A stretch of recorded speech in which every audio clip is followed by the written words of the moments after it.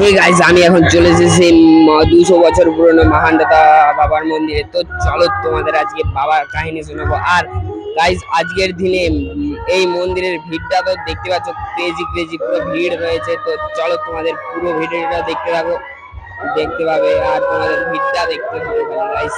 জয় ভোলেনাথ। থাকবো বেঁচে যতদিন বাবার ভক্ত ততদিন, বাবা মোদের ভোলে বাবা রে। আরে আসে যদি দুঃখ ঝড় বাবার নামে ধনী কর, ভোলে বাবা তার কারে কারে। আরে থাকবো বেঁচে যতদিন বাবার ভক্ত ততদিন, বাবা মোদের ভোলে বাবা রে। আরে আসে যদি দুঃখ ঝড় বাবার নামে ধনী কর। চলো গাইস, তোমাদের এই 200 বছর পুরনো এই বাবারকে তোমাদের দর্শন করিয়ে দিই। চলো। হ্যাঁ গাইস, এইখানেই রয়েছে আমাদের মহানদাদার বাবা। তো এই গর্তের মধ্যে অনেকটাই গভীরে রয়েছে মহানদাদার বাবা। জল ঢালার জন্য এখানে দেখা যাচ্ছে না বাবাকে। হ্যাঁ, এটাই হলো সেই পুকুর, যেই পুকুরে এখনো পর্যন্ত প্রায় 15 জন মতো ঢাকি ও ভোগদা ডুবে রয়েছে। আর এই মন্দিরটি রয়েছে পূর্ব মেদিনীপুর জেলার পাঁশকুড়া থানার অন্তর্গত মানুর গ্রামে।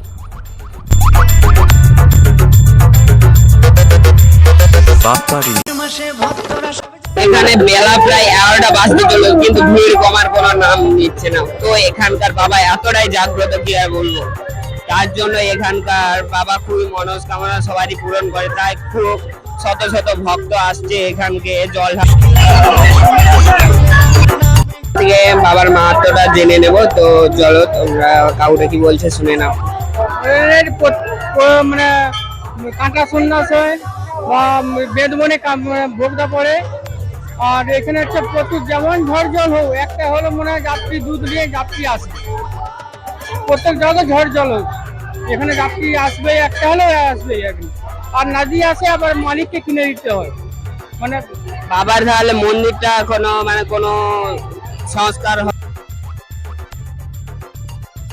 মানে বাবা মানে পুরনো হয়ে আসছে। মানে এখানে হচ্ছে কুচইবন ছিল, কুচইবনেই সে বাবা বলছে আমি কুচইবনেই থাকবো। মানে বহুদিনের পুরনো, মানে করতে গেছিল, মানে ফেলে দিছে।